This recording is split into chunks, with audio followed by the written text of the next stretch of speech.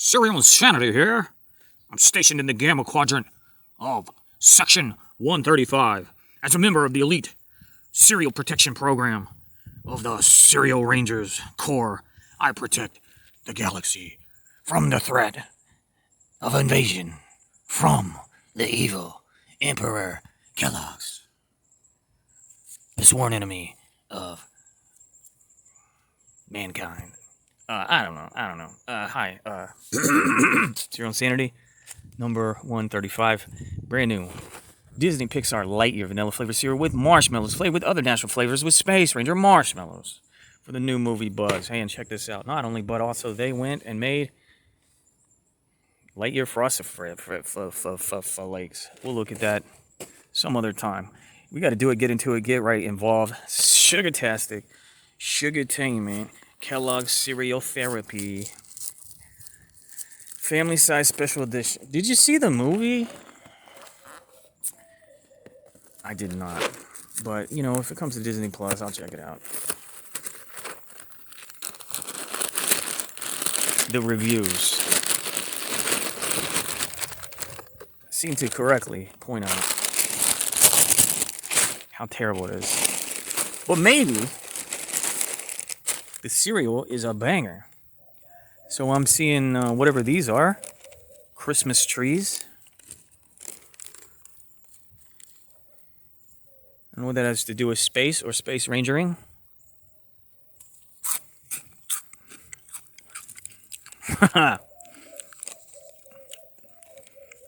Why is Kellogg's, in their decades of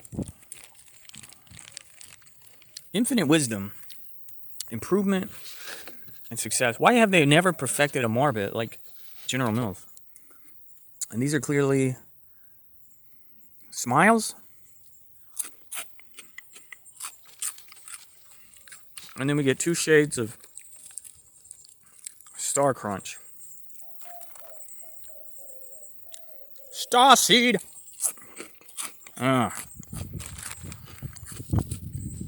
Good, not great. And it's kind of like, how do you ruin marshmallow flavor?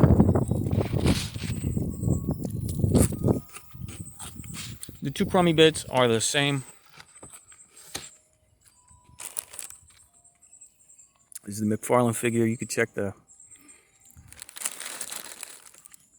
Disney playlist when I unboxed that 10 months ago.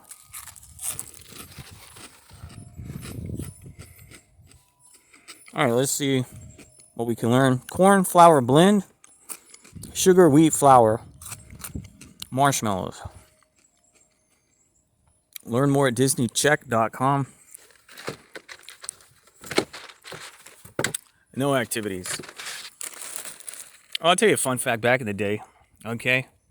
When Frozen 2 came out, there was the Frozen cereal. I don't remember what number it was. This is 135. But I was literally like, okay, I'll get the Elsa and the Anna box. I didn't realize until I started the video. It was the same box. They just put one lady on each side. And the reason I'm reminded of that is because how dumb is this that we have the same image on each side with 0 divided by 0 activities. I feel like General Mills wouldn't have done that. They would have gave us some activities on one of the sides. Kellogg's clearly expected this to be a cash grab. But the movie is so terrible, I'm wondering if people will even buy the cereal. It's just completely average. And by the way, that Frosted Flakes is just Frosted Flakes, but Tony's wearing a space helmet.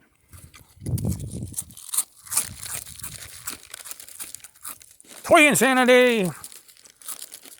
And beyond. Oh yeah, so everyone's pointing out the same thing, which I pointed out.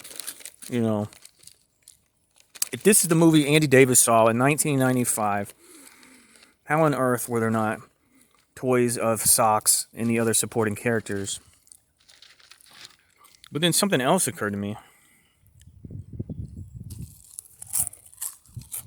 It's the fact that they did Zurg so much different. And I'm not talking about his backstory, which is terrible. Spoiler alert.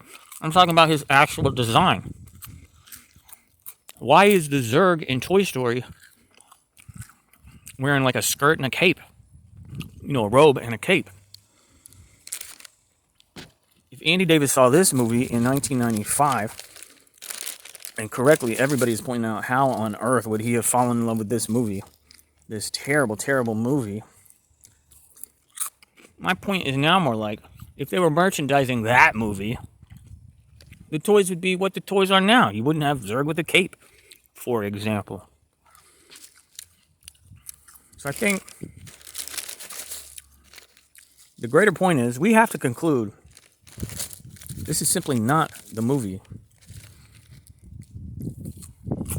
Andy saw in 1995. Maybe he did see it. Okay. I'm going to put that stupid spin on this film.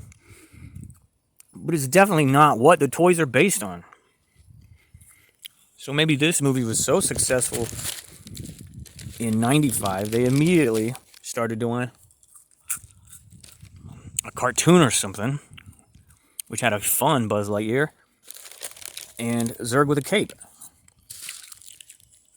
So maybe this is cereal based on the movie that came out in 95 that led to a cartoon. It had to be 95 as well, because they said 95 in the stupid preamble.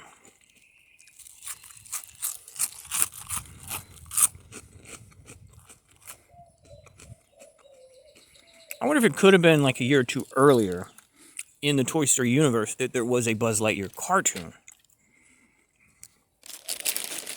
So maybe Andy did see this silly movie in 95, but the toy he wanted so bad that he fell in love with and took everywhere at age 6 in 1995, maybe that was based on a previous and prior existing franchise that had a delightful cartoon that we still yet to see. Because what year was Buzz Lightyear Star Command?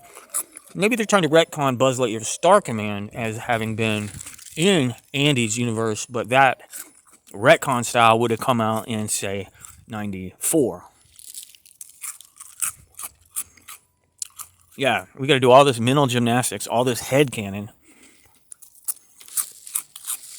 just to trick ourselves into a sense that they did not ruin a delightful Pixar character, beloved Buzz Lightyear. We have to do all this mental nonsense to understand how this movie possibly fits into Toy Story. Insane. Insane insanity. Absolute boring cereal. Thanks for nothing. Kellogg, Disney, and Pixar.